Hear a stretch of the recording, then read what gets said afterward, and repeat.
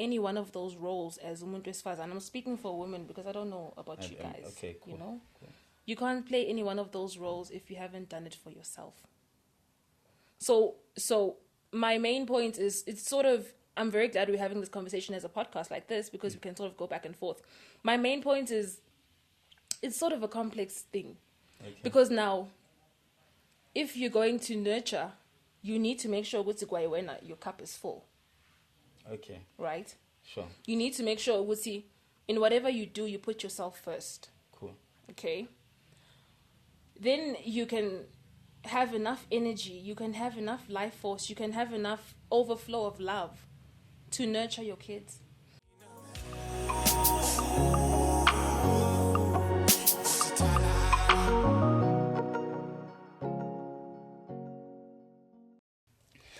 Sanibona bukela kwakhaya. Igama lami ke mina ngokwazi ngoNtsele ngiphuma phansi le enkandla emahlahla amnyama konkomo zinyu polish izulu ke leso.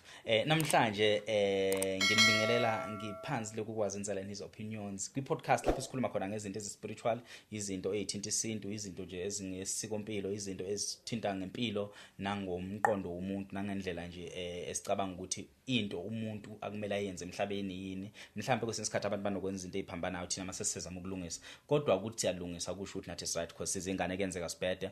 If you feel like lokho esikukhulumayo njengamanje akwenzi sense kuwe, maybe ungakwazi ukuthi lapha ngezansi kuma comments usibeke esithombeni nga something ezokwenza sense. Today angihambe ngedwa, ngihamba noSisi uNomfundo. Sisi Nomfundo, sawubona, sekubingelela. Yebo, njani? Ngiyaphila nami Ntombi. Okay. Oqala nizoqala ingoma ukuthi muhle yeso. Ngiyabonga. Okwesibili ngibonga ukuthi uhloniphile weza kwi podcast. But before sifike ukuthi why ula kwi podcast uzeleni ufike kanjani, into yokuqala mhlambe sizokhuluma ngayo ukuthi usixoxele wena dadewethu yabo ukuthi uNomfundo ubani wakwabani, uqhamukapi, waziwa ngani. Okay. Yes. So igama lami nguNomfundo waKumede, ngihlala eThekwini. Yes. Ngakhulela khona. I am a business owner. I have a bakery that I run from home. Yes. Igama is Floaters Bakery. I have a website and website is it's https://www.floatersbakery.co.za. It's very important lo website phinda uyisho kahle futhi. Okay. So if you just go on to Google, let me make this simple. If you go on to Google and you type Floaters, FLOTUS Bakery, it will pop up. Okay. You see? Perfect. So ngenzela ukuthi umuntu olalele azi ukuthi mhlawumbe umsebenzi wakhe angakuthola kuphi. So uthe ngithi awusebenzi uyasebenza. Yes. So udila ngamakhekhe eThekwini. Yes. Okay. And events and functions. Okay. It happened ukuthi I noticed something. I think it's nesikhathi eside sazana on social media or ngikufollow ku social media. So first time ngikufollow ku social media ubungekho, I think ubuse USA or ubukuphi. Yes, being say USA. Right. I was working as a chef in the USA because that is one of the things that I funded at the International Hotel School. Khona lapho eWestfield. So isikole sakho it's International Hotel. Yes. International the Hotel. International Hotel School. So it's because sidila ngezime international. Sidila ngayo yonke into njena that has to do with hospitality. But the reason why it is international is because your diploma is recognized internationally. So that's the word, International Hotel School. Okay. Sensofanele sizama ukuthi sikhumane nawe masifuna amakhekhe. Wonke umuntu wesilisa mfethu ufuna amakhekhe. Why abantu besilisa? Abantu besilisa because ibona abashadayo. Okay. Okay. So ufuna ikhekhe lomshado khona uNomfundo. uNomfundo ngihlangana naye on social media bafethu. Ubenze ivideo yakhona ibihlukene igaba ezintathu. So the first gaba bekuyisigaba adephendula icomment enye yesigaba sesibili, isigaba sesibili bekuphendula icomment yesigaba sesithathu. So because ebusuku umuntu uyaboreka and then uyabona uwehlwe uya scroll and then wazwa muhle lo sisi kodwa manje ngathi uyakhala kwenzakala sansilile ukusisi wami and then mangithola usisi ayi ku busy uzuyasho ukuthi mina sengivale ngisho nama comment because you don't understand me like okay and then ngingene kule comment akayiphendulayo and then ivaliwe nama comment futhi bengakhulumi nani mina bengikhuluma nabantu besifazane odadewethu bengakhulumi nabantu besilisa I'm like yeah ngiye kule yokuqala the actual one. So the actual one babukela emakhaya uNomfundo ubekhuluma about something that's very deep, but it deep kumuntu ohlakaniphile cause inkulumo yakhe izwakala ioffensive. That's from my point of view. But because ngiyamazi ukuthi umuntu kosami nenhliziyo enhle uyilungele, angicabanga ukuthi wayese point of look offend anyone, yabo. No, so she was just being open minded, trying ukuthi ekhulume nama ladies, but kwangena igama labantu besilisa. Abantu besilisa akabathinto. So kwagena igama labantu besilisa kuleso siphithiphithi leso. So inkulumo yakhe uzoyichaza naye ngendlela yakhe, but engikuzwile kule nkulumo lo ya bekunento ethi ikhuluma ngesingisi. Hi people. So hi people. I feel like men they're not inheritance with the tangible value. Okay, chaza kahle. Abantu besikangwe bambo yisebenzela review. And then abantu sisabamngenela dadwethu kukuthi nokuthi. So what was happening on your TikTok that engenza ukuthi mina invite? What is it that obukhuluma ngayo, even if ungayichaza nje kancane, and then so singena yes. So it was a video. Yes. AI beksiwe abantu besifazane. Yes. The main point of the video was to remind women. It wasn't even to tell or to teach anyone. It was to remind abantu besifazane ukuthi, listen, remember you have inherent value. Yeah. Remember ukuthi when you actually have a head start in life, because men have to work harder for their value. When I go value or ozalwa nayo, and then you can add on to that value. Obviously, as time goes by, you can add on. You can get your accolades, get your achievements, whatever it is that you're doing in your life. But abantu besilisa, they have it harder because they just don't have that same inherent value that makes them approach us in the first place. You know? Okay. And so I think that is one of the things that triggered the men ukuthi ayibo uzama ukuthini lo sis abanye bathi ayibo thina should asana value manje. I'm like, no, I didn't understand. That wasn't my point. And that's why I even said I wasn't really aiming the conversation towards men, but I had to make a comparison game manje ukuthi remember ukuthi you are already favored. So step back into your power and remember to always put yourself first. That was like my main message to women. Uthi, just in whatever it is that you're doing, remember that you are valuable. Khona inkulumo eyayithi wena as umuntu osifazane ungakwazi ukuthi ungikhuze mangibeka kahle. Okay, ngizokukhuza vele. Wathi as umuntu osifazane nepower yokuthi ungathandana nalomo ongasamfuna umshiye. Wathi amadoda izinto nje kumele izidluliswe nje. Wathi amadoda ngazi mhlambe awathi ayini. Oh, okay. No, actually, you know the way inga phrase angayititle ngangifuna vele kona ukuthi abantu bayibone base bathi ayibo. Well, okay, ayithi title khona. Title yayithi men are the original hoes. Okay, they must be passed around. They must be passed around. Okay, good. So the reason why I say that, honestly, like I knew what it was going to get people to click. Like being asked, a title that is like outrageous, you know. It's like, Uthi uSisi, let me hear what she's saying. Okay. But my point was that there is this nature that we cannot run away from. Okay. And women are so delusional. Okay, true. So delusional because men have shown us who they are. Yeah. So you have the practical, and then you also have the theory where they have literally written books, and not just like random books, like men, books written by men. Yeah, true. Right, about men. Oh, about so men. About. So we pikisa kanjani into that's coming from a man telling you about who they are. And yet you still don't want to listen to that. You still go into relationship with this delusion. You would see men are whatever you want them to be in your mind. There is this nature, men's nature, that's not going to change. I think that was the only reason why I even had to mention men in the first place. So would see there's this men's nature that's not going to change. So stop being delusional. And then moving on from that, Stop being delusional and remember your value. If I can just sum that video up, that would be it in a nutshell. Uthi, there's men's nature. Stop being delusional. Remember your value. Okay. You know. Ngisacela ukuthi kunencwadi ebhalwa amadoda khuluma ngamadoda. Umuntu wesilisa echaza ngendoda. Yeah. Yeah, true. And baningi abantu besilisa bekhuluma ngamadoda, right? Lento ngiyithole ekukhuleni kwami. It was not a research. Angenzange research le nkulumo ngixolela. But I think it's something that is very powerful ngomuntu. Uthi ubuwazi ukuthi umuntu akahlukanisekile kabili noma kathathu. Usho kanjani? Ngizokuchazela. Umuntu umuntu. Ngaphandle kwe private part. Umuntu umuntu. So kunabantu besifazane abacabanga njengamadoda. Oh yes. Yes? Yes. Kunabantu besilisa abacabanga njengabantu besifazane. So le nto ikutshela ukuthini? Ikutshela ukuthi Kuxubene.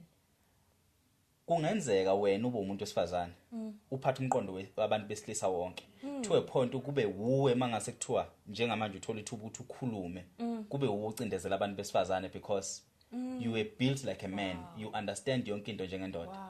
Ufica ukuthi kunomuntu wesilisa who can stand umuntu wesilisa ephelele. I'm not talking about ama alphabet. Ngikhuluma mina so ngikhuluma alphabet. Yes, ngikhuluma ngomuntu wesilisa nomuntu wesifazane. Gay or straight. Okay. Right? Right. Kunomuntu wesilisa o straight. Ongama la. Akhulume njengomuntu wesifazane. Alwela amalungelo abantu besifazane. Akhulume ngathi understand kangcono umuntu wesifazane. Yonke into angabe ichaza umuntu wesifazane iphelele, ibe straight, ibe clean. Futhi ipoint lenze sense. Lenze sense kuthina amadoda liphinde lenze sense kumuntu wesifazane ulalela.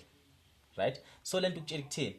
Ikutshela ukuthi thina we just group of people esihlanganisiwe singabantu ngezitho zethu ezihlukahlukene ukuthi you are a woman, I'm a man. But sithi sihlanganisiwe siyakwazi ukuthi sikhishwe ngokwama groups wethu. Bekuthathe wena negroup yakho. Kwi-group yakho igroup yabantu besilisa nabantu besifazane ngendlela abacabanga njengabantu abacabanga ngendlela eyodwa. Yabo? So now indlela abantu abacabanga it has nothing to do ngobulili.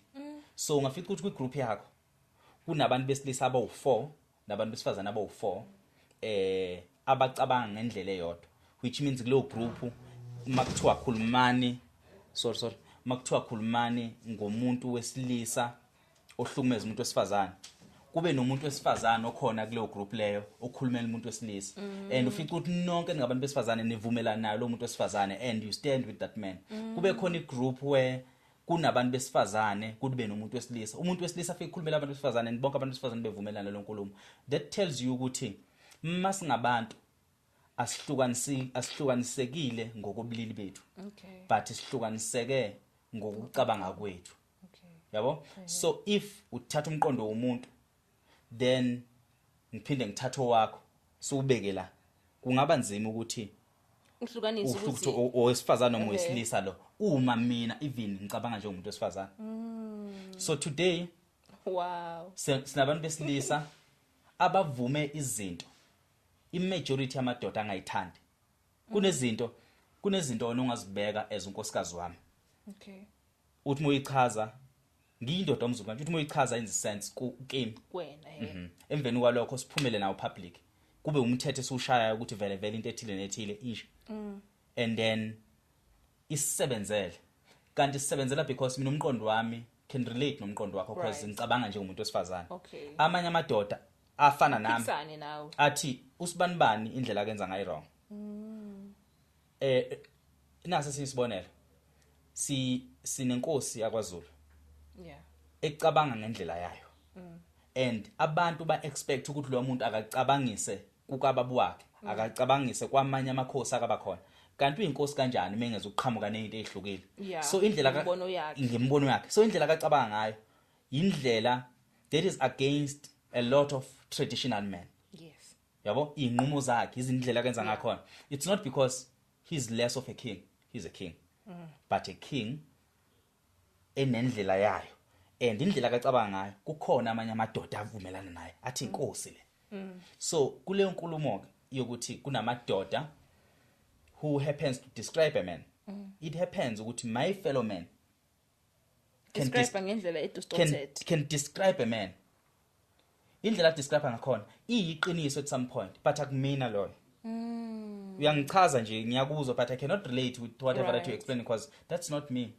The only thing that we relate ngayo thina as abantu basilisa ukuthi mhlambe siyavukela.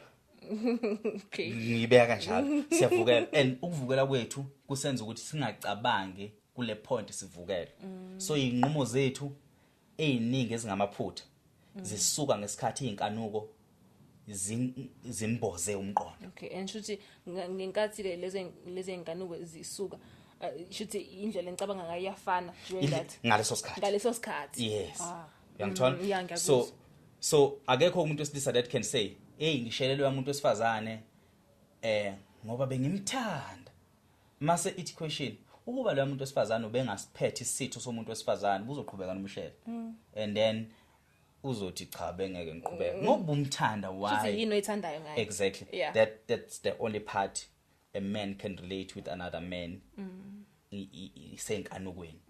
But once inkanuko zasoba zasuka, then ngokwemicabango siyahluka. Okay. Yabo? Yeah. So then that's when my real me will relate nomuntu wesifazane.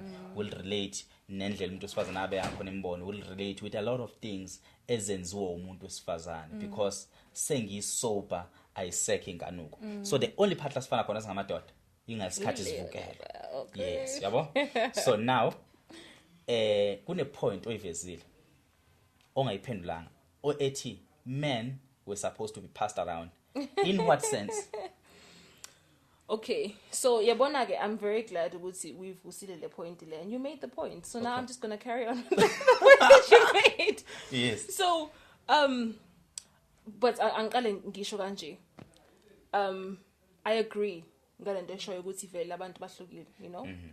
But lento bengikhuluma ngayo, speaking about something that I've seen to be in the majority. True. So obviously there's always going to be outliers in anything. So there's going to be outliers. Yeah, true. Right? True, even in a scientific experiment, there's going to be outliers. Yes, very true. But with that being said, wait. Ngizophindela. Ngithi mina, why Amadoda it's something that you can just pass around. It goes back to a point ukuthi sazalwa singanayo value thina ukuthi kumele sikusebenzele. So that's why a man will approach a woman because ufuna leya value. Remember? Ngisahamba ma lines ngisahamba magamena akho oqala. Yes, but now I'm trying to think of what you're asking me. Oh. Inkulumo yakho ethi ufuna ngichaze. Yes, ukuthi why Amadoda are things that are just can be passed around. Our things kodwa Nkosi yami waswayibaka mhlungu. Okay. No, it was coming from this understanding of male nature. Okay. But then angithi vele sesihlaziyile sasho ukuthi you guys have this thing, this one area in common. Yes. And that's the one that I'm talking about because all of you have it in common. True. Very true. So it's safe to say then that it is part of your nature. Right? True. So having this information and knowing this about male nature, it's safe to conclude ukuthi shuthi kahle vele khona lobo bulwane lobo bukhona that you guys are sort of fighting. I guess. Very true. Kuna lobo bulwane that you guys are fighting, and we can't understand it. I mean, I can't understand it because I'm not in your body. And futhi asoze. I will never understand it fully because I'm not a man. But I can understand it to a certain extent. Wena Mfundo. Angeke ngiye embuzweni othi a lot of times mawukhuluma singe videos bafethu ngicela hambe nobuka ama video akhe on TikTok. Usanga delete?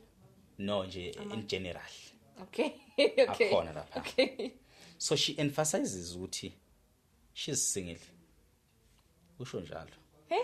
No, emphasize but kuyavela. Yazi why? Because einkulumeni zakho no in between einkulumeni zakho unokuveza ukuthi if ekhona awudependele kuye Yes. or impilo yakho Yes. ayisho manje ukuthi sidetermine umuntu wesilisa usempilweni yakho. Yes. Uyangithola? Exactly. So and unale independence that always appears Okay. whenever Yes. you speak or talk. Okay. Right? So now, do you believe ukuthi umuntu wesifazane uyamdinga umuntu wesilisa? No.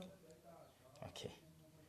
I think umuntu wesilisa is necessary in some parts, but there's very few things that I think you need umuntu wesilisa for. Like ukuthi ngiyamdinga, you understand ukuthi like I can't live without him. Angithi masikhuluma ngo-need sikhuluma ngokuthi you cannot live without that thing. You need water, you need food, you need oxygen. That's a need. That's a need. Right?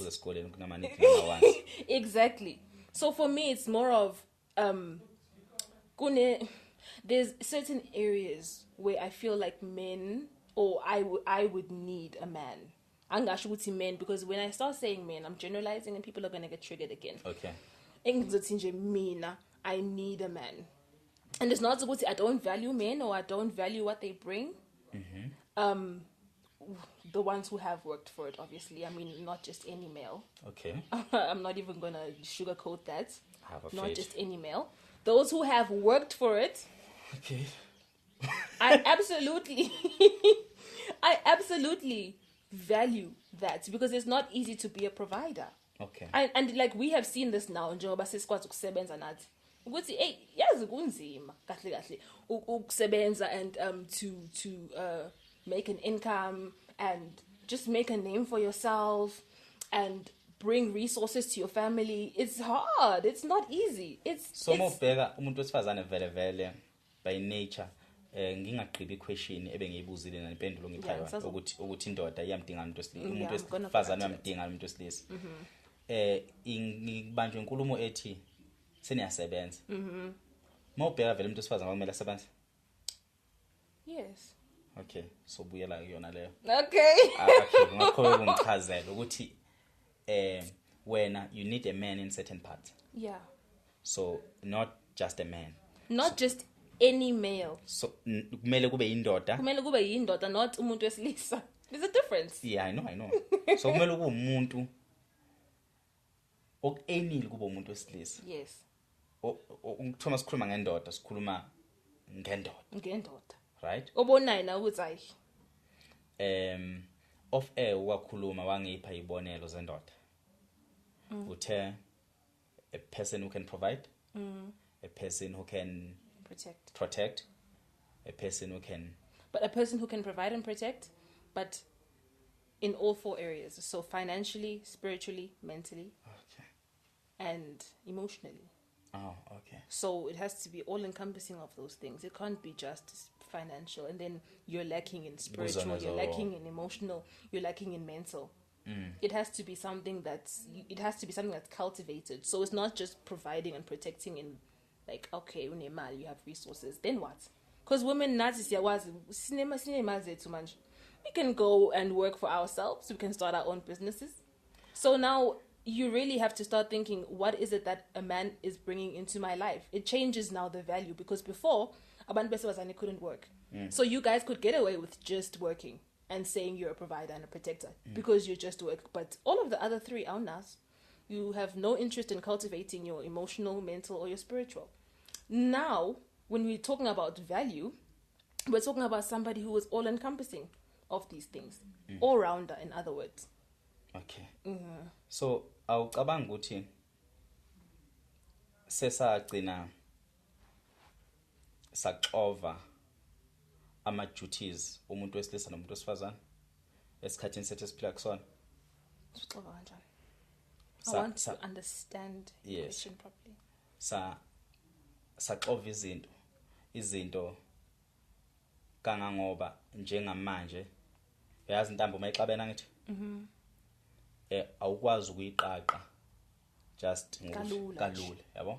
So ucabanga ukuthi sesamixa ama roles, umuntu wesifazane wadlala irole yokuba umuntu wesilisa, umuntu wesilisa wadlala irole yokuba umuntu wesifazane. If he feels or he needs to, you'll find a man not working, a wife is working, a wife is providing, a man is just washing dishes. Don't you think ukuthi sesixovile vele sesiphambanise ama duties? Kuxovekile kona. But then it has to go back to who gave these roles. Who gave those rules? Who gave those roles ukuthi umuntu wesilisa? Oh, good. It's more like a question. Yes. Okay. So umuntu wesilisa kumele provide, protect in all aspects of for law mentioned. Then umsebenzi womuntu wesifazane uyini? Is to be a nurturer. Take whatever you give me and I multiply it. Cool. Yes. Okay. So yiziphi izinto okumele njengomuntu wesifazane mhlambe uzinature uyikhulisa? The first thing that I will say is that you can't play any one of these roles. Noma ngabe kuthiwa xovekile or axovekile. You can't play any one of those roles as umuntu wesifazane. I'm speaking for women because I don't know about you guys. Okay, cool. You know? Cool. You can't play any one of those roles if you haven't done it for yourself. So my main point is, it's sort of, I'm very glad we're having this conversation as a podcast like this because we can sort of go back and forth. My main point is, it's sort of a complex thing. Okay. Because now, if you're going to nurture, you need to make sure your cup is full. Okay. Right? Sure. You need to make sure in whatever you do, you put yourself first. Cool. Okay? Then you can have enough energy, you can have enough life force, you can have enough overflow of love to nurture your kids. You have enough overflow of love to nurture your husband. You have enough overflow of life to nurture your home and anything, like the resources that maybe he might bring, especially just because now we can work. What are the resources and you multiply them, you know, because you have... It's remove when njengomuntu osebenzayo. Oh, okay. It's remove as a provider. Remember ukuthi we said indoda kumele provide. Okay. We asking about izinto esithi izinto ekumele zenziwe umuntu wesifazane empilweni yendoda. Okay, njengoba yena esiprovide. Okay. Okay, So I understand. Yes. Okay. So usukubalile ukuthi kumele akhulise ingane, kumele anakekele umyeni wakhe, kumele avuse ikhaya. Yes. Just that uyibeke ngesingisi. But okokuqala fanele aqale nakekele yena. That's So, my thing. Yes, that's my main thing. I get you. In noma ngabe kuthiwa wenza ini. You need to make sure nje ukuthi kumele ukuthi ibhakede lakho ligcwele before ugcwalise elinye. Yes, right? You put yourself first. Put yourself first. So putting yourself first, what is part of I role yomuntu wesifazane, or it's just you as nomfundo that is advising abantu besifazane? I think ngokubona kwami, I think ukuthi it should be part of your role. Because awukwazi ukunaturisha umuntu wena ube like ungekho ungagculisekile. So ngiyaphinda futhi, is it an advice from kunomfundo or it's something vele ekhona ukuthi kumele kumele kuqale wena umuntu wesifazane ugcwale before uvuse ikhaya? It's my advice. It's your advice. Yeah. Which means let's remove your advice. Okay. Sisticke to irole yomuntu wesifazane in as much as we explain the role yomuntu wesilisa, yabo? Okay. So ngesikhathi ubeka irole yomuntu wesilisa. Also awuyizwa kahle le role yomuntu wesifazane like ngichaza kahle. Uyichaze kahle. Okay. Perfect. Uyichazile futhi uchaze izona phela ezengizaziyo.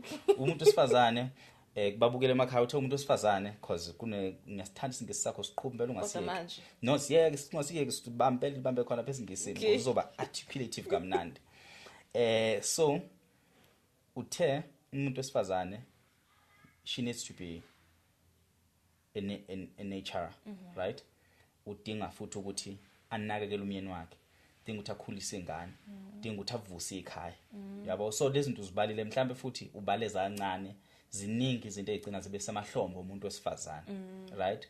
And lezi zinto ezigcina zibe semahlombo umuntu wesifazane zigcina zibe umthwalo akadinga ukuthi athulwe wona lo mthwalo loyo. So now kule role yomuntu wesilisa kunale role yomuntu wesifazane. Umuntu wesilisa lezi zinto lezi kumele zihlangane kanje. Yes. Yabo? Yes. So umuntu wesilisa kumele eze nezinto akalezi akayidalela ukuthi azenze, hayi thina sim advice ukuthi akazenze njengendoda. Eze nazo zinjalo njengokudalwa kwakhe.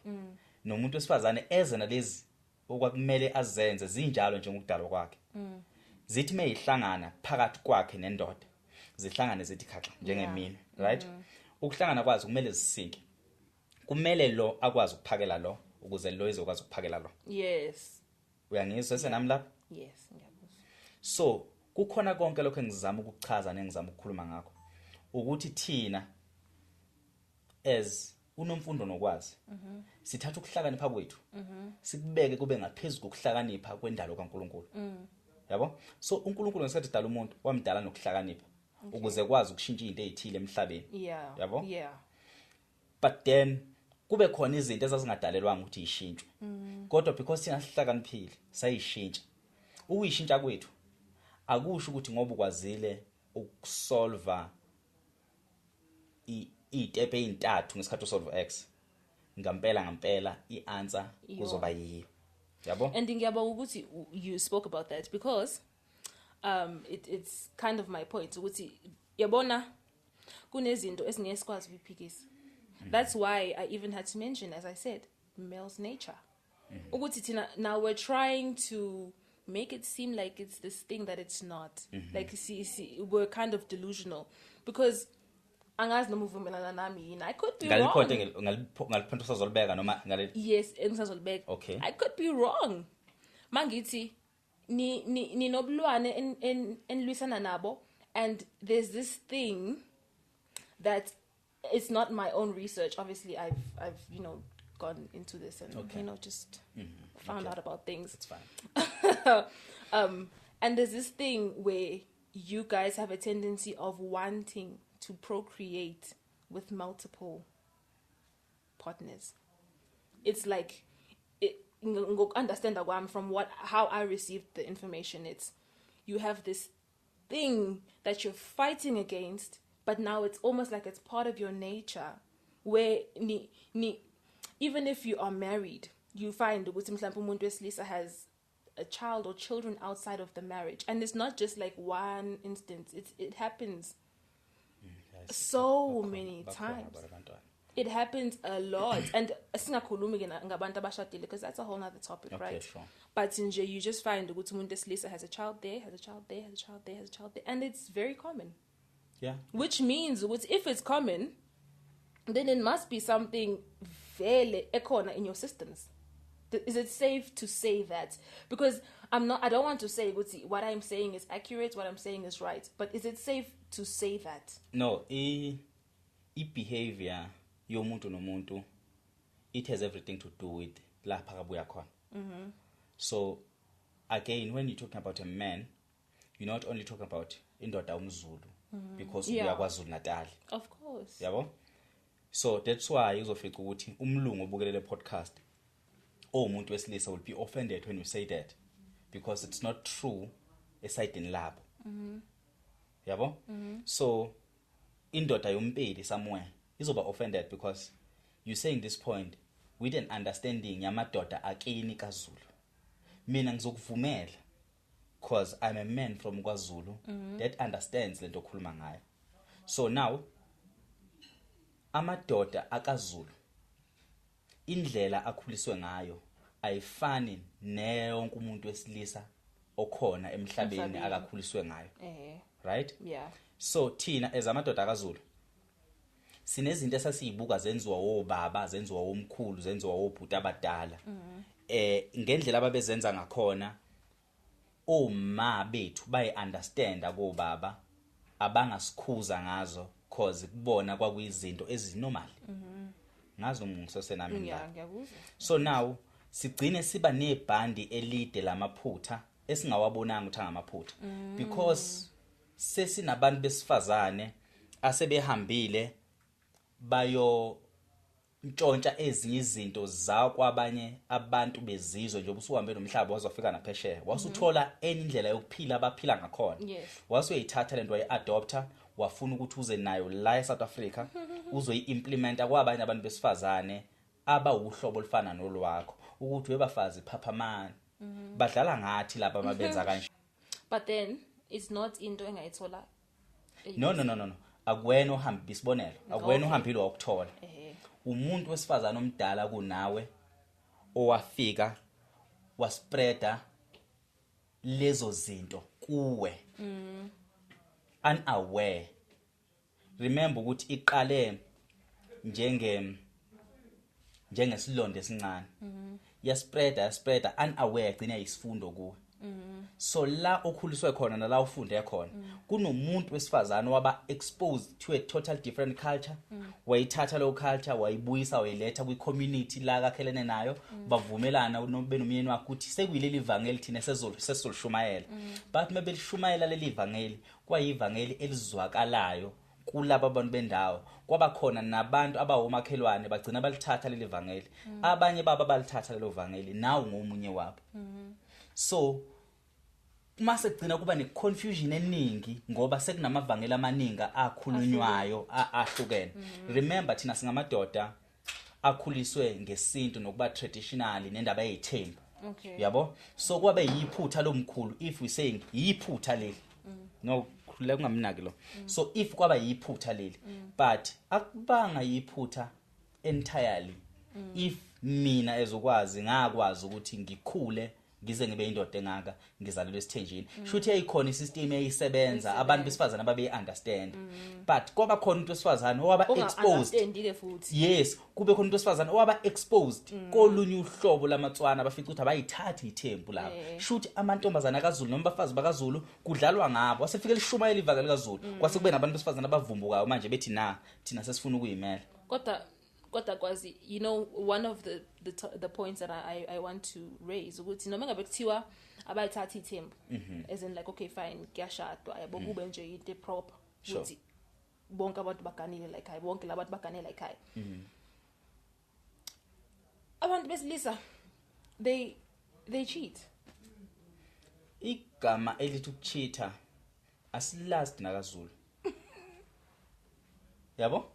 So for the fact ukuthi uyalikhuluma ngomlomo wakho li foreign emadlebeni omuntu wesilisa wakaZulu awuliphinde ulibeke ngesintu ke manje ukuze lizokwenza sense nakimi emadlebeni ami. Abantu besilisa banakho ukuthi bafune ukuba nabantu besifazane abahlukene noma ngabe kuthiwa ukhona agculisekile ngaye.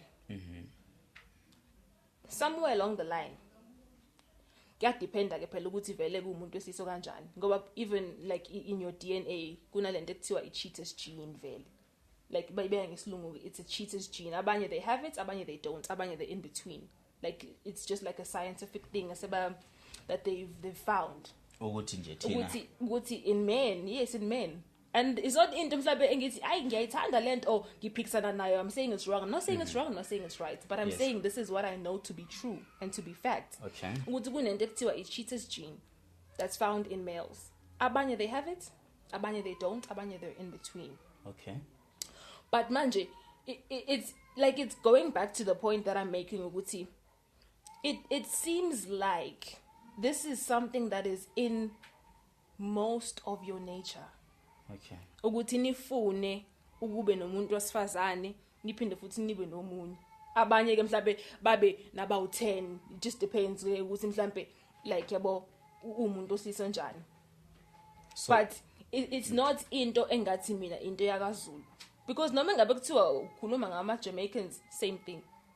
Nabelungu nabe mhlambe ayisabalele kakhulu but they also have lezo inkinga lezo. They still have the same problems. Like even if you go on social media namhlanje right now, go on social media, go on a post, ufunde nje ama post abantu besifazane gcwela belungu, gcwela ama black Americans, gcwela ama South Africans, gcwela zonke inhlanga. Every woman is complaining about the same thing, ukuthi umuntu osilisa uyafela the same thing.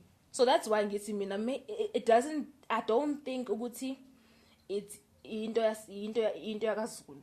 So uma ke laba bakaZulu ngokuhlakanipha kwabo imbefu impunga ezazikhona ngalezi yakhathi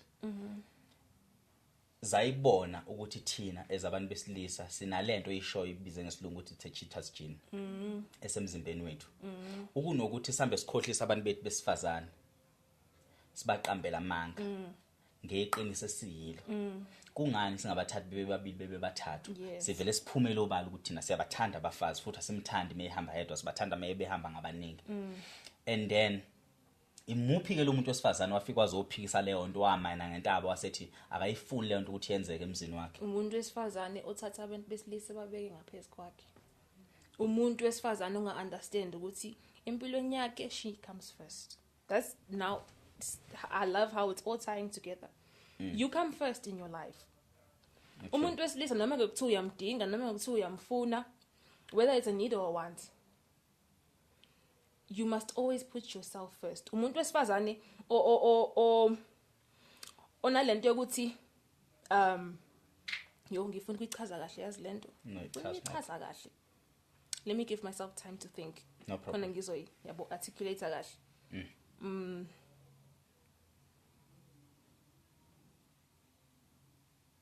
Angifuna ukuphazamisa. Ngilalela. Still recording, right? Yeah, everything okay, cool. Okay. Yeah, I really want to, because I'm nervous, I'm nervous, so. No, how kodwa ke Yeah, I'm still a little nervous, so like as izinto, I'm not saying them like how I actually want to make the point. But your question was ukuthi umuphi umuntu wesifazane owaqhamuka nalento yokuthi waphula lo mthetho ukuthi ke manje ayingeke thina ngeke sikwazi ukuphila ngesithembu. Ngoba shuthi khona umuntu wakaZulu wahlakanipha ubona ukuthi ikhona lento ikhona shuthi ke uma ikhona imajins wethu imuphi lo muntu wesifazane olwisa into edala uNkulunkulu? Yeah, ngizozama ukuchaza mhlambe in the right way. Okay, so umuntu wesifazane who, the easiest way for me to say this is a woman who's forgotten her power. Ngikhuluma umuntu wesifazane. Yes. Owaphikisa. Yes. Ukhohlwa amandla akhe. It's a woman who's forgotten her power. Lo osikhohlwa ozazi amandla akhe noma ukhohlwa amandla akhe? Ukhohlwa amandla akhe. Okay. Umuntu wesifazane who feels like mayengekho indoda empilweni yakhe, shuthi impilo yakhe yeah sengibeka kahle manje. Okay, umuntu wesifazane ozizwe ngathi mayengekho indoda empilweni yakhe, shuthi impilo yakhe ayiphelele. Ngathi akuzwa umbuzo wami. Ngiyawuzwa. Umuntu wesifazane wafika waphikisa isithembu. Wathi isithembu siyabheda. Kokumuntu wesifazane osesikhohlwa amandla akhe. Okay, yazi lento angazi ukuthi ngayichaza kanjani Nkosi yami. Ngoba ngizozama ngempela ukuthi mhlambe ngibe ngicina mhlambe kazi ngizo-edit ngicine sen yebo nithathe le part le ezwakalayo. Angazi ukuthi ngayichaza kanjani, because as I said, it's something for me that's very spiritual. It's not just like surface level, like we're just having a conversation. It's something that's like deep within your emotions. Not just my emotions, no, like but just spiritually. Because in order to even have a conversation, you need to take your emotions and put them to the side. True. It's not like me, I'm saying, how am I? It's tempo, si right? Hey, Jablani, guys. Understand? Ngingangena mina. Okay. Angisho ukuthi ngiyasifuna please. So what I'm saying, angisho ukuthi ngithi yeah, ngifuna ke i-situation, but knowing and understanding the truth and accepting ukuthi ikhona lento. Why then would I ngizamphikisa into eyiqiniso engibonayo ukuthi no man lento iyiqiniso ikhona, and we see it in practical and in theory. Weza umuntu wesifazane ozogana kusasa makuthiwa kuzokwenzeka gana. Ubani umuntu ongamkhomba ukuthi wakufundisa ubufazi? Engamkhomba ukuthi ngifundisa ubufazi? Yo, kokwami. Kokwakho. Kokwami. Yeah. Ubani umuntu ongamkhomba ukuthi wakucije emntombini? Ukuze ube intombi. Ubani uthi wangicije usibani ukuthi mina ngibe intombi? I don't think ukhona, yes. Okay. Mangikhuluma nje iqiniso, akekho khona. I don't know. I don't think. Indlela yendawo obuhlala kuyona as umuntu wesifazane. Lo mbuzo ngizathi uma ngibuza komunye umuntu ethi lo muntu yena wayehlala emakhaya. Ekhamanzi emfuleni, ehambe eyotheza. Okay. Wena impendulo yakhe ngathini? Uyabona ke nje ukuthi angizenzanga zonke lezo zinto. Awuzenzanga zonke lezo zinto lezo. So now makuqhamuka umuntu ezokushela, do you consider ukuthi ubuya kuphi? Do you consider that? Yes, because angithi njengoba usuze wabeka nawo abantu bahlukile. So i-environment vele okhulela kuyona iyakushape nangendlela ocabanga ngayo. Sure. Nangendlela owenza ngayo izinto. So yes, indawo oqhamuka kuyona is very important actually. Not only ukuthi do I consider it, it's very important. Okay. So now uma uthola ithuba lokungena othandweni nanga umuntu wesilisa uyakuthanda culturally umlungu or race umlungu. Okay. Will you give him a chance uthandana naye? Why not? Yes. So uconsiderishile ukuthi ubani uqhamukapi ukuconsiderisha ukuthi wena ubuye lokishini yena ubuyaphi ukuconsiderisha ukuthi wena ngokwesintu sakini nangenkolelo zakini senza ngendlela ethize nenza ngendlela ethile umlungu wenza ngendlela ukuconsiderishila konke lokho. Yes. Mawuconsiderisha ICT into yini izosebenza ngayiphi indlela? That's an interesting question. Actually, I haven't thought about that.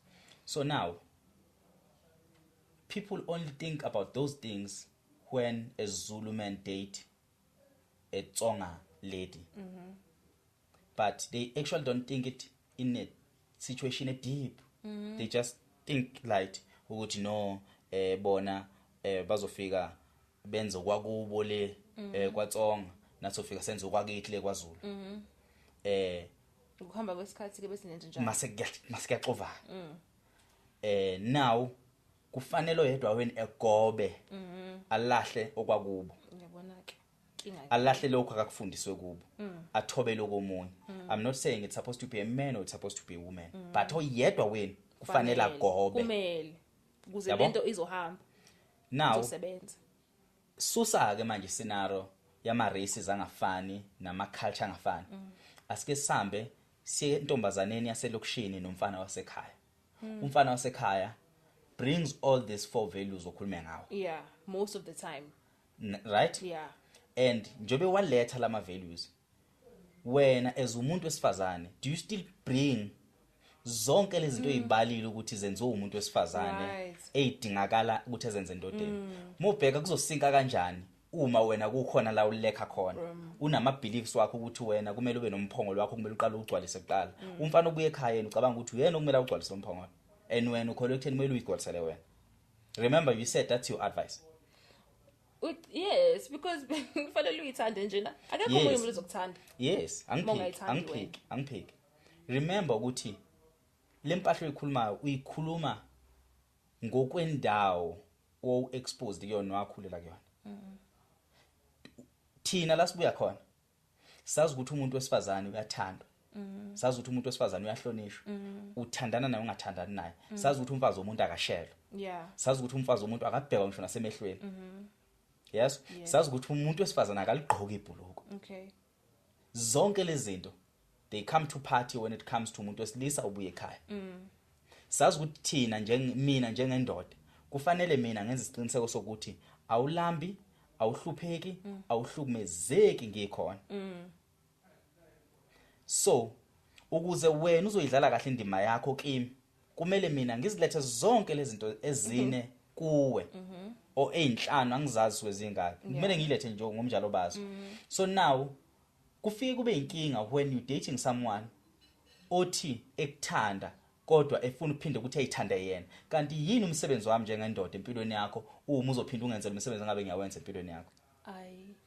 Phela ukuthi umuntu uyakuthanda noma akakuthanda kusho ukuthi wena kufanele uyithande ngoba noma ngabe kuthiwa unomuntu othandana naye or akekho kumele wena uyithande. Yes. Njengamanje mhlawumbe sikhuluma ngothando oluhlukile. Okay. Mangifika empilweni yakho ngithi ngizokunakekela ngisho ukuthi ngizokugeza. Okay, yeah. Right? Okay. So now uma umsebenzi wami kukunakekela mina njengendoda yakho. Uphinde futhi wena ube nendlela yokuzinakekela. Uzokwazi kanjani ukungihlonipha uma ubona ukuthi engikwazi ukwenza nawe ukwazi ukwenza? Usukhuluma ke manje ngokuthi mhlambe uyasebenza nami ngiyasebenza. Yes. Okay. Sengikhuluma ngokuthi ke manje ngiyakuthanda nawe unenkolelo ukuthi uyakwazi ukusithanda uzolubona kanjani uthando lwami ubukhulu balo nobubanzi nokujula kwalo if uliqhathanisa nolwakho but awuqhathanisi nje vele before uze uthole umuntu ozophila naye empilweni yakho ubuvela uphila wedwa yes right yes so umuntu obephila emhlabeni ephelele kodwa engaphelele okay so let's why ngikubuza umbuzo ukuthi uyamdinga umuntu wesilisa wathi wena at some aspect isingisi naso wathi kuneyindawana la umdinga khona right yeah. But iqiniso ukuthi umuntu wesilisa akukho eindawaneni la sidinga khona umuntu wesifazane thina umuntu wesifazane simdinga ngqo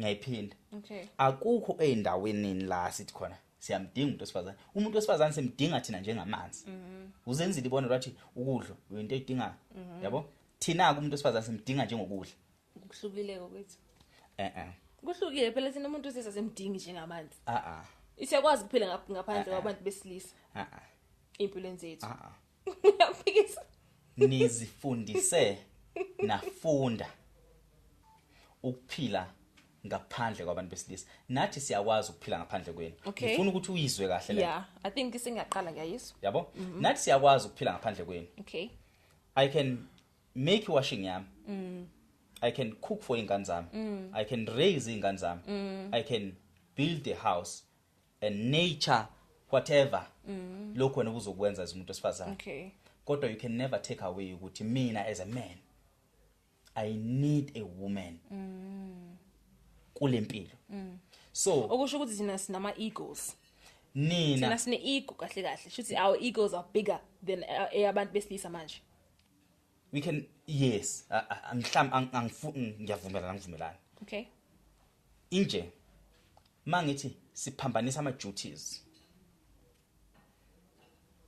abantu besifazana banamhlanje uthi yena angeke ayiphekele indoda engalobolile engashadile okay right kusho umuntu wesifazane athi umuntu wesifazane angeke mina ngimhloniphe umfana ongayena umyeni wami oh okay right okay abanye abantu besifazane abasho njalo nibaningi nikhuluma nihlukahlukene kwi crowd okay and kunabanye abantu besifazana abalalele even namanje basenza le podcast kunabanye abantu besifazana basilalele nje basikhuluma nje abadinga ukuthi befundiseke befundiswe bephinde futhi masebeyenza right okay kunezinto ezikuwe njengonomfundo okholelwa kuzona as unomfundo yeah yabo kunezinto engikholelwa kizo mina ezukwazi ezisesimeni sikakwazi yeah ngiyakuzwa if mina ezukwazi I decide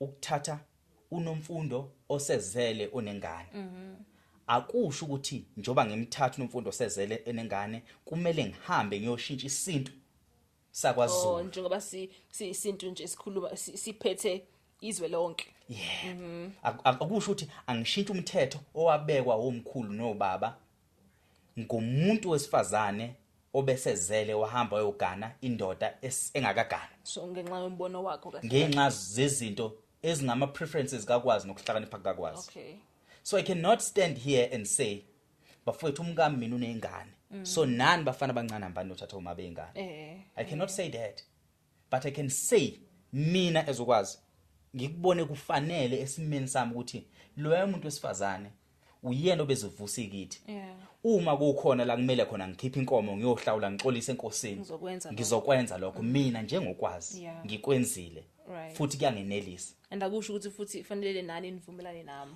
akungisho ukuthi nani vumelana nami mina ngithi nize ningalokuthi bafana abancane nithathe uma bengane mina kodwa ngibe ngimthathile ngenzani ngenza ukufuna ukwazi kodwa isintu angisidukisile because akumele umuntu obukela ukwazi enze okwenziwa ukwazi kanti ukwazi usedukisa isizwe sonke manje usifaka ehlathini kwenzeka kanjani so kusebenza kanjani ke lokho uma ukuthi mhlawumbe uthi wena okay uyaba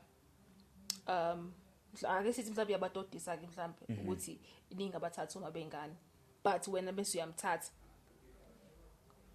good question kusebenza kanjani ingoba iqiniso lempilo asikwazi ukuliphikisa ngomnjalo balo ngaphekwe imithetho yabeko uma siphila emhlabeni siphila ngokwemthetho wenyama nomthetho kamoya.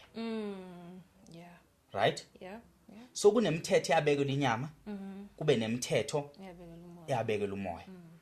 So kungenzeka ukuthi mina nenyama yami njengamanje nakho okumele kwenzeke ngiphikisane nomthetho obekiwe vele enyameni, kodwa kube nomthetho ukamoya ohlanganise ama spirituals okhuluma ngawo, ohlanganiswe uthando, ohlanganise my mental health, ohlanganise izinto eziningi that abantu ade bebeka imithetho ngokwenyama abengeke be understand. So mina iqiniso lami kumele ngiphumele ubala ebafaneni ukuthi ukuze kubekwe le mthetho wemadoda kokucontrol isimo sokuthi izingane enoyizala zingahambi zibhabhalala ilala nabafana egameni ukuthi they will get away with everything. Yabo? So si control isimo sekusasa lengane zethu. Nawe as umuntu wesifazane unomfundo, mose unomntwana akukwenza ukuthi uright ukuthi unomntwana. Ukuthi wena ke manje hamba uyothola istage ukhulume uthi utshela abantu besifazane uthi ayikho inkinga zalani. Yabona? But ungafika ukhulumele nomfundo. Mase wenza iqiniso futhi ukhulumele bonke abantu besifazane. Ngani zami hlolwana. Ngani zami enzana ukuthi ningahambe nilala. Nami ngalala kwenze ukuthi I'm happy, I'm successful, but that doesn't mean ukuthi nani nohamba kufane nokwami. Clean. Yabo? So ke ipoint ebengiyakulona lithi nina ezabantu besifazane nisesixukwini nikhuluma izinto eziningi ezixokozelayo ezigcina seyixova ukuxova kwazo zixova thina ezamadoda zixove nina nani uqobo lweni cause ngokwembono yenu kukhona wabeka umbono wamsebenzela wabeka umbono wamsebenzela yena kanti omunye uyabuka wase ujoyina wase yashayisa yabo so kunenkulumo ke onokuyikhuluma nawe as unomfundo ufika ukuthi kusebenzela 100%. When you say I'm single and angifuna indoda, it's because you know ufuna ukuyaphesha kwelwandle wena and iphupho lakho ukuthi ufuna ukuyaphesha kwelwandle and awubona uganile, but iquestion ukuthi wena uthi abantu besifazana abangaganini uthi isizwe sande kanjani. In fact angisho ukuthi mina angeke ngizingane ngizogana mina bengenza sibonele yabona. So now the interesting part ukuthi if ufuna ukugana wena yiziphi izinto okumele uyiunderstand ngomunye umuntu ukudlula wena because wena kade uphile emzimbeni wakho kodwa kunomunye umzimba okumele uwazi. So whenever you try to say things because you have found yourself and you understand yourself better, also try to also know uhlobo lomuntu wesilisa olidinga empilweni yakho uphinde wazi umuntu wesilisa ngeqiniso lakhe ngaphandle kwezinto ezithi icindezela umuntu wesilisa. Nansi ke into esukudingakala nje kumuntu othi ufisa ukugana. Uma uyovusa umuzi imibili imizi usukufuna ukuyithivusa umuzi noma yikhaya okuyindoda yakho kube yikhaya elizindonga. So wena as umuntu wesifazane you choose ukuthi eganeni kwami ngifuna ukwavusa amabili lamakhaya noma ngifuna ukuvusa elilodwa. Yakhetha futhi angithi ke manje sesihamba ngokwestructure sempilo esiphila kuyona manje ophila kuyona nofuna ukuyiphila wena. Isikhuluma ngonomfundo manje right othi ufuna ukugana kodwa uma ufisa ukugana umuze ngokuzophikisa because kunempi ephakathi kwabantu besilisa nabantu besifazane unaware. Exactly.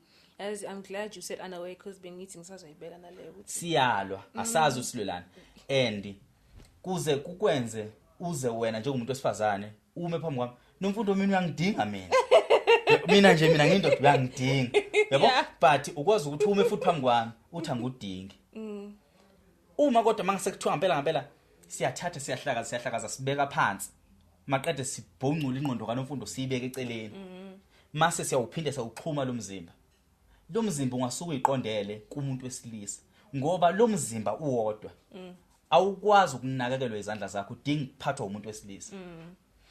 Injabulo yakho awukwazi ukuyiphathela yona idinga ukuphathwa umuntu wesilisa. Labantu besilisa ke namhlanje vele asebemoshakele mhlawumbe siyophinda sikhulume ngakho ukuthi bayamoshwa yini sebemoshakele so sekunzima ukuthi umuntu wesifazana akuvuma ukuthi ngiphathe inhliziyo yami but iqiniso makuthiwa siyanakekela siyathanda sisuke sinikwe ithuba eliphelele lokuthi akekho ngibangisayo makumele kuphathele inhliziyo yakho okusho ukuthi bekufanele kahle kahle ngokwemvelo kube kanjalo but akukho kanjalo. Is that what you saying? Akukho kanjalo because sekune confusion eningi eyafika yashayisana phakathi kwabantu besifazane nabantu besilisa. Ngiyafika mina ngisho kunye nomunye nomunye kunengane elalele. Yeah.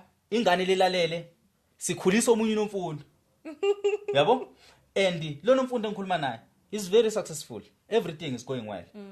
And we cannot predict if future kaNomfundo ukuthi after 15 years kube kwenzakalani. Maybe uNomfundo will die a happy woman mhlawumbe engashadanga. But we're not sure about also lengane ukuthi lo influencer ilapha. So kumele kuzona zonke into esizikhulumayo noma singangaba connected nesinto but asibe connected ngokomoya weqiniso. Ungafani nomuntu wesilisa osiphendulilwa zenza intombazana. Sithi masimtshela ukuthi wena ngeke kubathola abantwana because understand situation yakhe. Mase funa ukuthi nathi understand engazuthi iqiniso.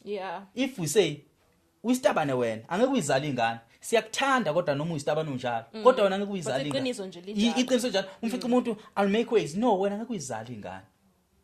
Yabo ukuthi wena ukhethele impilo yakusebenzela but akusho ukuthi influence izingane zethu. Yes. You cannot stand the stage uzositshelela izingane zethu thina ezizalayo uthi ku right ukuthi shintsha kubulili manje. Yabo? Shintsheni sonke. Ngivumele ngikhulisa ingane yami ngoba mina ngikhetha ukuzala wena ngikhetha ungazali. So ukuthatha isibindi sokuthi uzo advise izingane zethu ungazali. Yeah. Yabo? So now awusakho uyabhidliza. Kanti thina sokwamukelile sakuthanda unjalo. Mina ezukwazi nginezinto eziningi engikholelwa kuzona. Ezingawumosha lomhlaba zoqedene.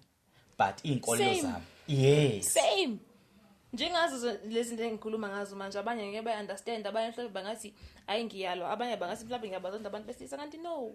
It's not coming from a place of hate. It's not coming from a place of wanting to judge anyone or anything. It's just nje nami ngibone ngendlela yami ngahlaziya ngathi hey yazi konke engiyibonayo la engathi iqiniso. Ngahlaziya ngase ngikhuluma ngayo. That's all it is. Akona ukuthi mhlawumbe manje singiyabazonda abantu besilisa or ngithi abantu besifazane abathi abavumi ithembu or ngithi abantu besifazane mhlambe abathi abawadinga amadoda.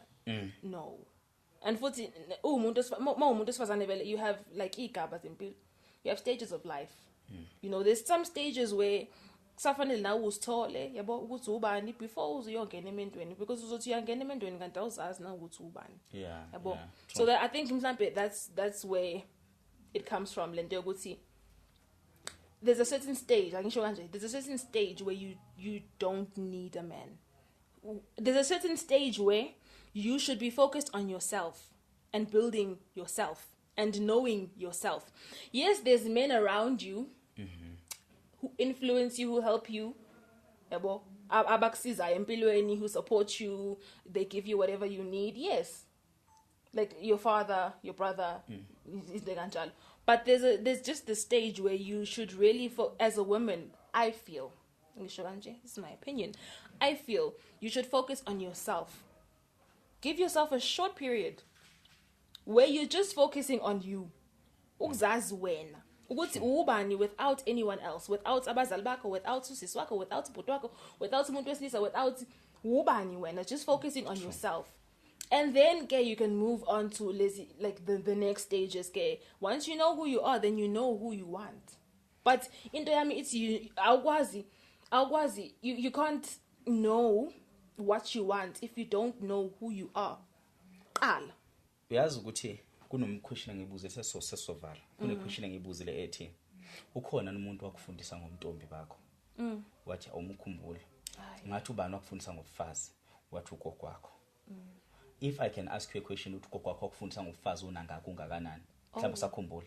Ngisamncane. Osemncane. Ukuthi phela angeze ngisho ukuthi mhlawumbe wayen pheka ngalopho hlobo kodwa umncane esekufundisa ngobufazi. You know why?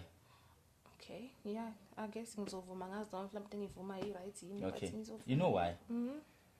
It's because umuntu wesifazane as soon as ehlosa usewumfazi. Sekufanele from the age of 13, 14, 15, 12 even. Yes.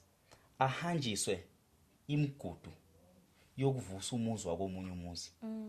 Okay. Ubaba wakhe amenzele umhlonyana. Emhlanza, emsusa igazi elingcolile. Emklina manje ethini iba intombi ingane yami. Iliphi lo gazi elingcolile? Mhlawumbe mangase nje Igazi lomngane. Okay.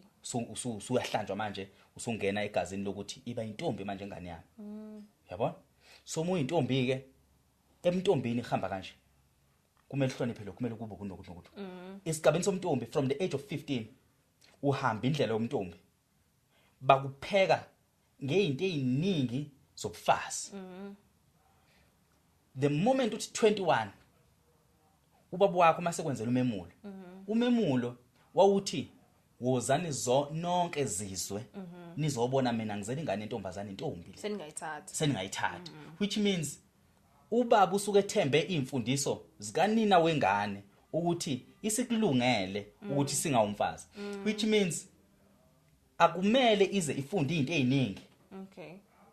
Ngaphandle ukuthi yazi ukuthi kumele ihloniphe umyeni wayo, inakekele umyeni wayo, zonke izinto esizibalile kuphela.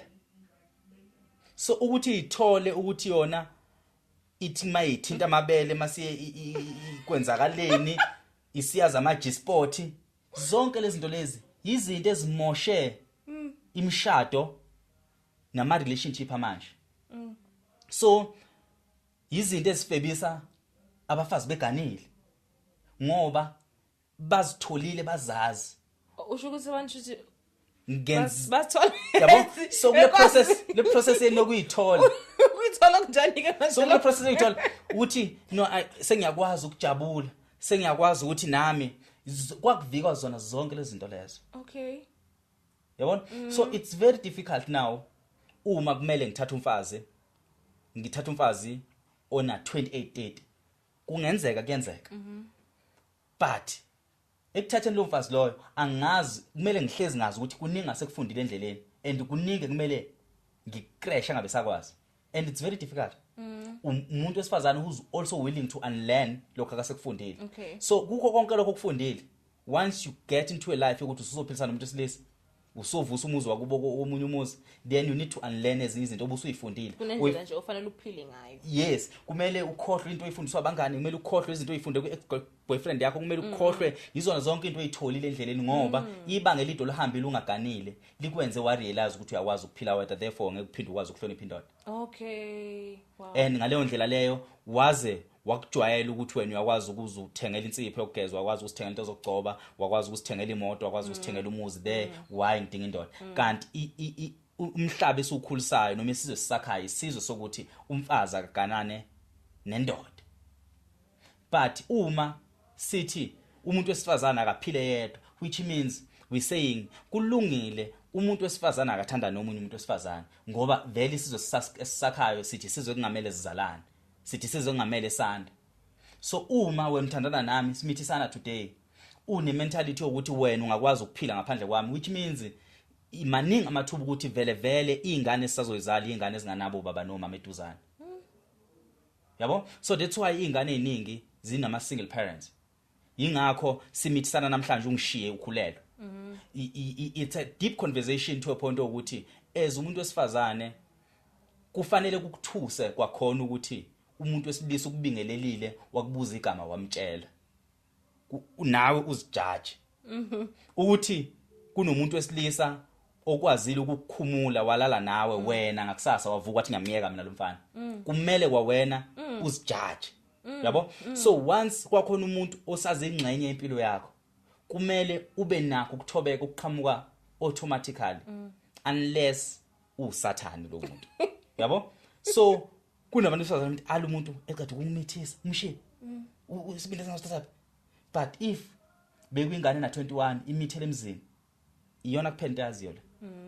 Kwazi ukuthi nje ingane yale ekhaya kasithole njengoba sengikhulele uzokhulela ekhaya kumele ngigade, akukho kunye ngikwaziyo. Ngazi umyeni wami, ngazi ukuthi umyeni wami angazi umyeni wami mayiphuzile ukuqeda bekumele aqede nini, isikhathi kumele vele sidonse singakanani, yonke into le enifundayo ngempilo. Yingakho umfazi odifozile ethi mephuma emshadweni anedajole avela ajole waya ngoba kumthusile okunyaka kuthole ngaphandle. So umuntu wesifazane oyidalile nje ukuthi avikeleke kuleso structure athi meyiphuma estructureni sabazali bakhe angene kwesinye structure Right. so Right. nje i-transition kumele yenzeke fast but now sesisithola ukuthi Kwakumele yenzeke fast exactly. Yes, But now ayisenzeki fast. ezinye izinto kusafanele zibhekweke manje. Mfundi fana ngiyaxolisa ukuphula. Ngivumele ngiphinde futhi ngumeme. Okay. Sizokhuluma sebeyakhala abafana ngama battery nangepace. Ngivumele ngiphinde ngumeme. All right. Uzosujimile nawe.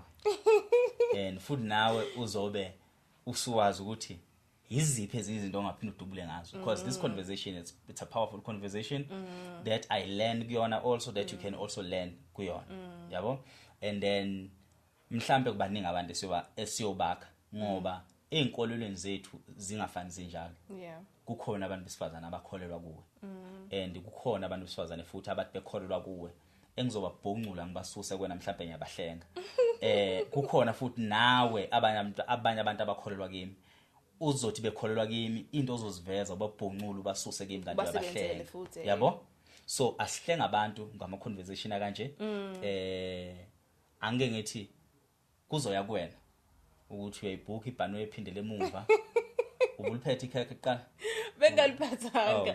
Ngikhohliwe. Ngipakishile ngashiya. Fuck ngizokulala ke ishazini it's fine I'm sorry. sophila sekumeme futhi mhlazana usikumemile socela ukuthi usiphathele amakhekhe wabhaka sicela usiphathele amakhekhe wabhaka ukuze bezobuka abantu abalala emakhaya futhi siyacela ukuphinde usivumele masekumema mina ngiyavalelisa emakhaya ngokwazi Nsele ngicela uvalelise futhi nawe uphinde ubonga No ngiyabonga kakhulu ngethuba ngicabanga ukuthi isimemo ngiyasi accept danko